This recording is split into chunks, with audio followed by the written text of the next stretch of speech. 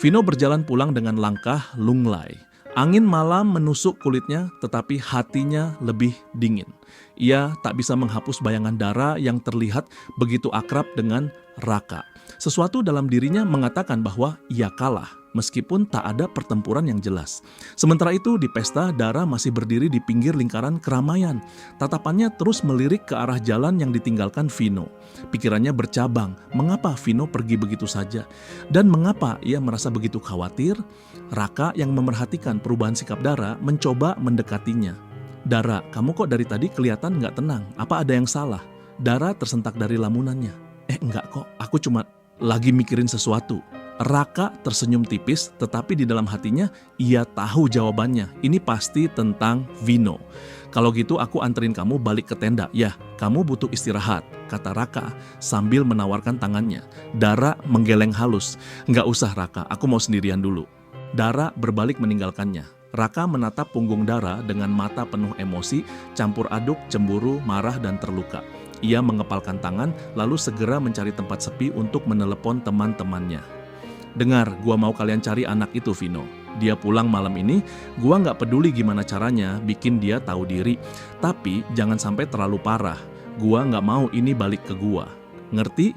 Di ujung telepon, suara setuju terdengar. "Oke bro, serahin aja ke kita di jalan pulang." Awal kekacauan, Vino berjalan sendirian melewati jalan setapak yang gelap. Lampu-lampu jalanan hanya samar menerangi rute yang ia tempuh. Dalam kepalanya, ia terus memikirkan situasi di pesta tadi.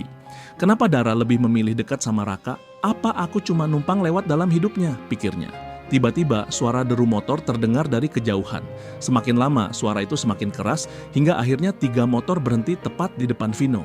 "Hei bro, malam-malam kok sendirian? Cari temen dong," ejek salah satu pemuda, turun dari motor sambil menyeringai. Vino mencoba tetap tenang. "Maaf, saya cuma mau pulang." Pemuda lain menghampirinya sambil menepuk-nepuk bahunya. "Lo nggak bisa lewat sini gratis, ngerti? Bayar dulu." "Saya nggak punya uang," jawab Vino dengan tegas meskipun mulai merasa waspada. Tanpa peringatan, salah satu pemuda itu mendorong Vino hingga terjatuh. "Lu nggak ngerti ya, kalau gua ngomong, lu harus nurut."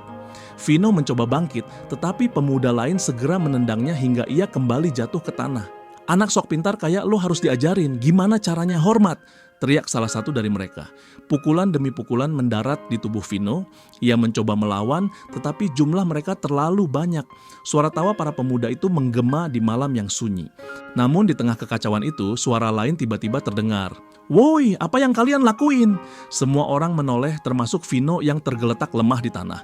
Dari kegelapan, Raka muncul bersama beberapa orang lainnya. "Berhenti sekarang juga sebelum gua laporin ke polisi," bentak Raka dengan nada tegas. Para pemuda itu terdiam sejenak, lalu salah satu dari mereka berkata, "Santai bro, kita cuma bercanda." "Canda apaan? Lo tuh nggak lihat dia udah babak belur, pergi sekarang juga." Para pemuda itu akhirnya melarikan diri meninggalkan Raka dan Vino. Raka mendekati Vino yang masih terbaring di tanah.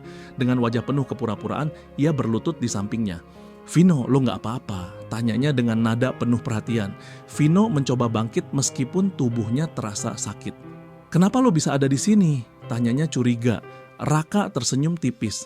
"Gua kebetulan lewat bareng temen-temen. Untung aja gua lihat lo sebelum kejadian ini makin parah." Vino hanya mengangguk kecil.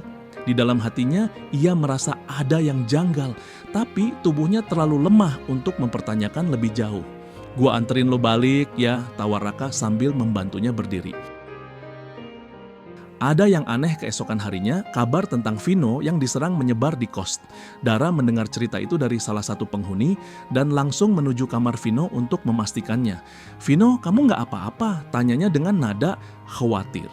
Vino tersenyum kecil, meskipun wajahnya lebam. "Nggak apa-apa, Bu Dara, cuma luka kecil." "Luka kecil apanya? Lihat muka kamu." Dara hampir menangis melihat kondisinya, namun Vino tetap tenang. "Sudahlah Bu Dara, saya nggak mau bikin kamu tambah khawatir." Saat Dara mencoba bertanya lebih jauh, Raka tiba-tiba muncul di depan pintu. "Dara, gue udah bilang sama lo, gue yang nemuin dia semalam. Untung gue ada di sana. Kalau enggak, gue nggak tahu apa yang bakal terjadi sama dia," ucap Raka dengan nada seolah-olah ia pahlawan. Dara menatap Raka dengan bingung. "Tapi, kenapa Vino diserang? Apa ada yang dendam sama dia?" Raka mengangkat bahu.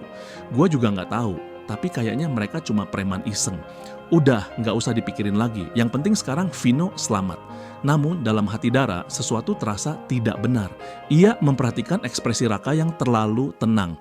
Di kamar Vino, setelah Raka pergi, Vino berkata pelan, "Bu Dara, saya nggak yakin itu cuma preman biasa." Dara menatapnya dengan tajam. "Maksud kamu apa?" "Saya nggak tahu. Tapi, saya rasa ini bukan kebetulan," jawab Vino sambil menunduk. Di tempat lain, Raka duduk di kamarnya sambil tersenyum puas. Baginya, ini baru langkah pertama untuk menyingkirkan Vino.